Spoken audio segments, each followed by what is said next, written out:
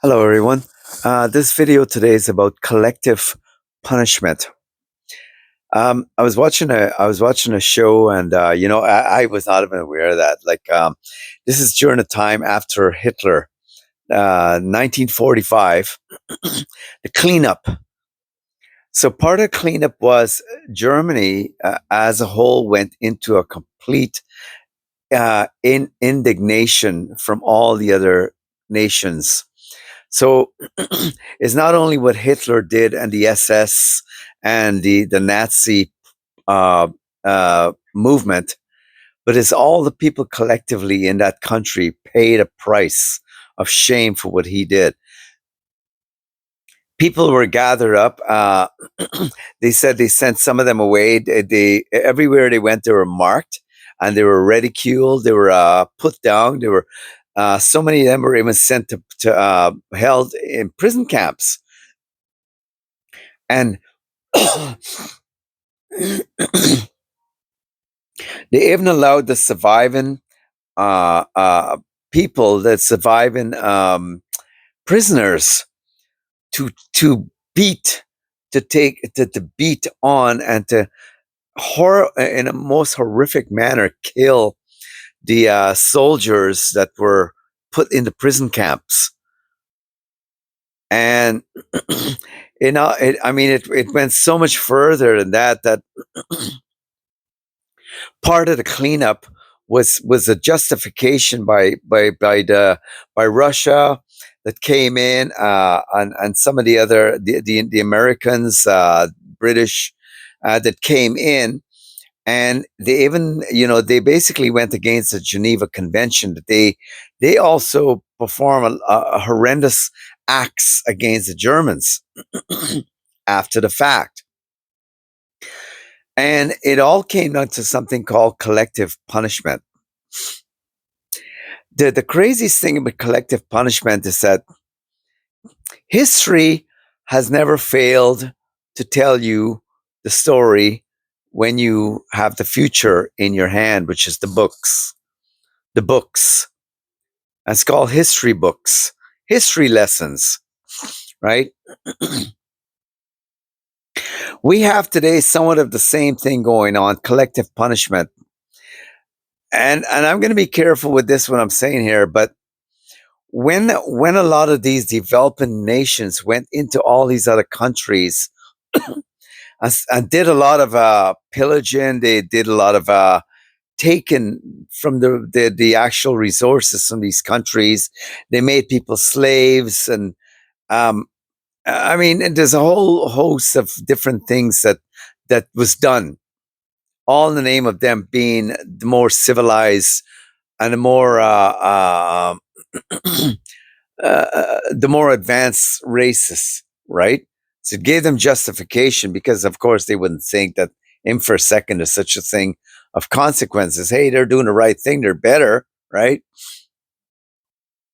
What we have today in the world, we're having a takeover take place now. The way the rules and the principles work in behind the scenes, the hidden rules, is that whatever happens does not just stay put. It will expand, and it has to go in the arena of consequences. It has to have a show and tell at some point, whether it's going to be a bad one or a good one, right? And a lot of the nations that are now becoming, and even some people are said they're mystified. They said it could be slave labor that's doing it, but a lot of different races that are still have held on to a lot of very dark aged ways are becoming quite rich and wealthy, and they're being given the rights and the privileges to come through the borders and take over. Well, yeah, in a big way, take over. They're bringing their laws. They're bringing their what they have been accustomed to, their customs, and they're pouring in, and they're basically invading the good of what we would consider the good of civilization, values, right? Some people would call it Western values, right?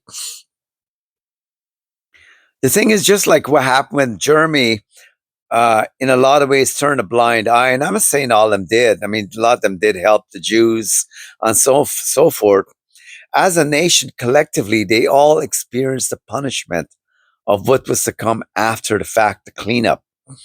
And this is what mad people do and mad movements do. They don't for a second consider that their madness are going to fall upon the innocent ones. When Germany slowly built itself back up, it was held with a ridicule over its name, or over the name of its nation, because of what happened with Hitler. They slowly rebuilt, and they slowly began to become a great nation again from the lessons they learned. And Germany, by the way, I mean, their engineering and a lot of stuff that they can do. You just got to look at their cars or whatever. They're incredibly brilliant, right? And they were able to be taken over because of the ego. One man fed their ego, and he was able to bring them along because of ego. When these nations that go into other countries and they go into South America, this is going way back, and they took the gold. They basically they pillaged the land. They took the national resources, and even a lot of these countries that get and the thing is, cultures will always have their traitors, right? Who will give in for the sake of their survival.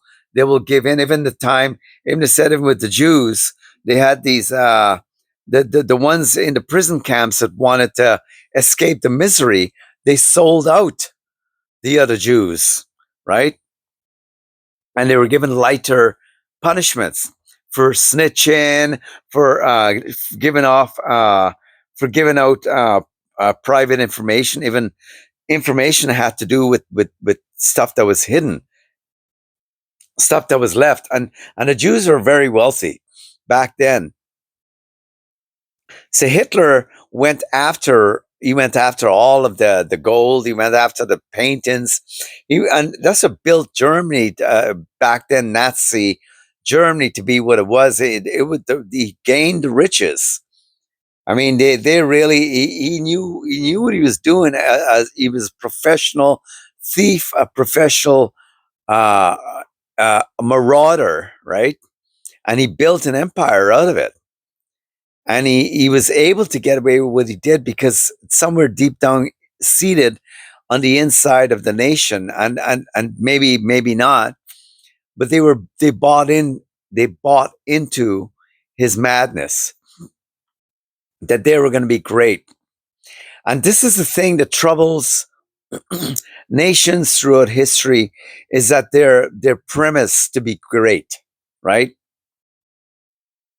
We have, I mean, right now as I'm speaking, Canada and the United States are not exactly enough, I say, for the sake of the people, but there's a strong border that's been set up between the two countries now, and there's a slow rift going on.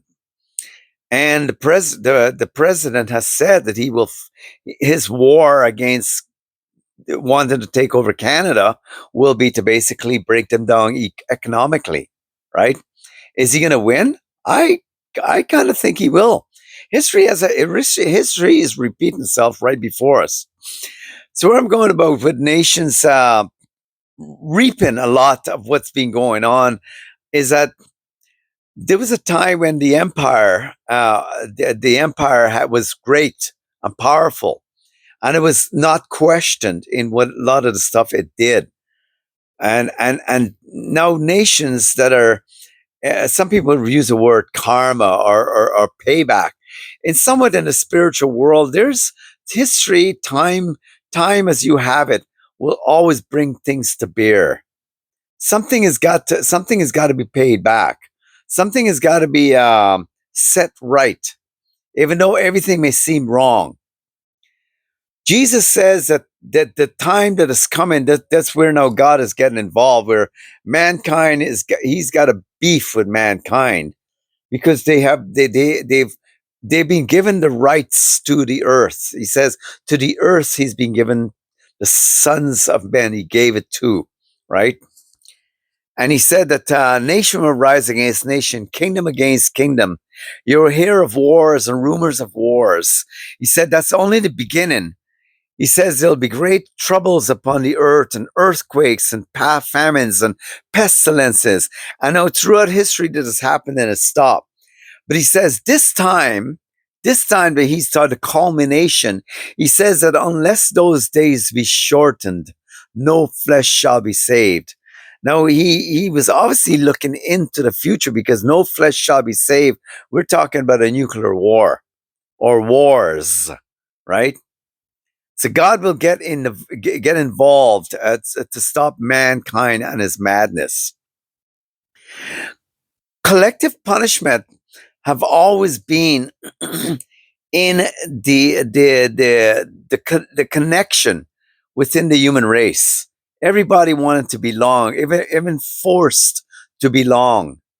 And in the process of doing so, they take on the stigmas and they take on what is not like the innocent ones usually suffer the most because they see clearly that, hey, look, this is not my war, this is not my fight, leave me out of it.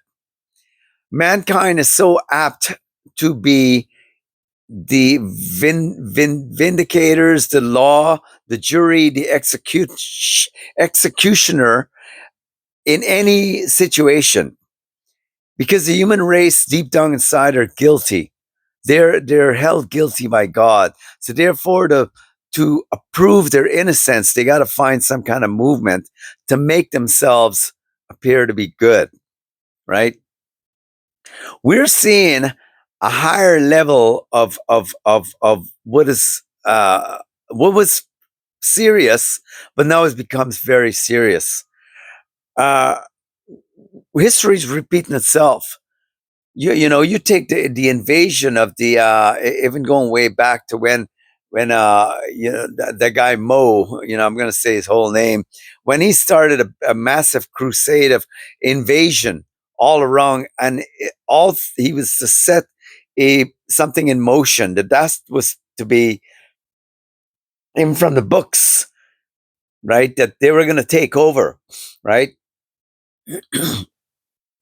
Then the Crusaders came along, and the Crusaders basically, or anything that the ones we're bearing the cross, they claim they're doing it for Christ's sake, right? And they, of course, they're talking about a different Jesus. Jesus with blue eyes, and the guy looks completely different from how the Bible describes him.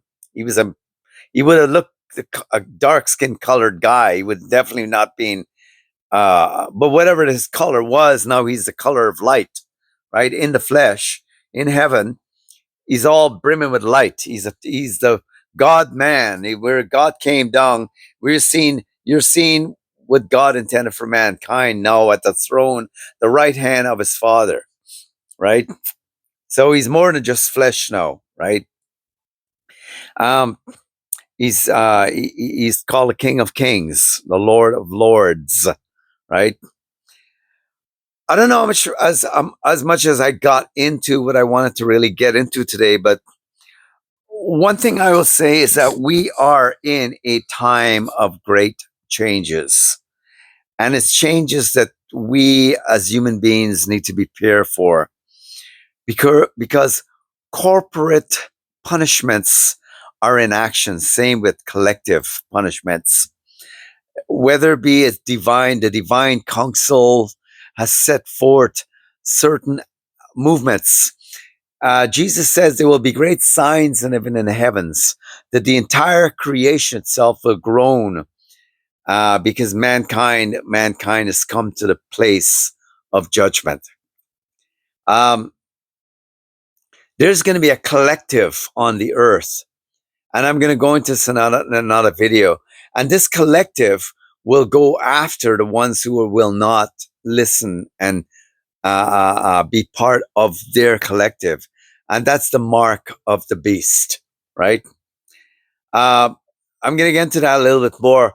But where we are right now as a people, as a living being on this planet, we're being called into and dragged into, whether we like it or not, into the collective. And there's coming a certain amount of consequences because of it. It's going to be very tough to remain detached. It's going to be very tough to be separated and to remain separate.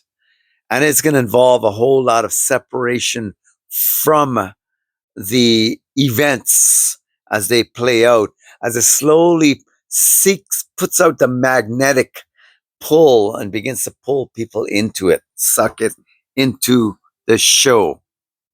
So I'm going to leave you with that just right now, just saying that collective punishment is a very real and a very a scary thing.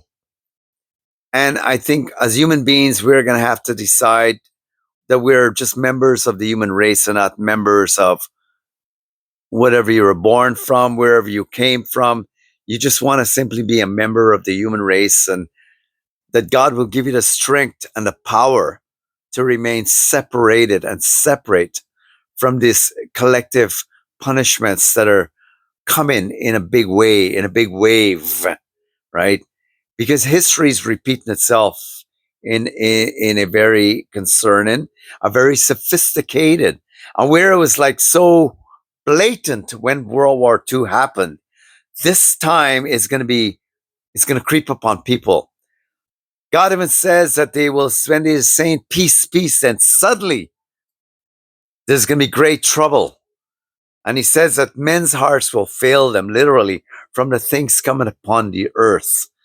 So you all have a good day. And I guess my inspiration would be today to get it in your mind and in your thought. How do I remain separated from all that I don't want to be part of the collective?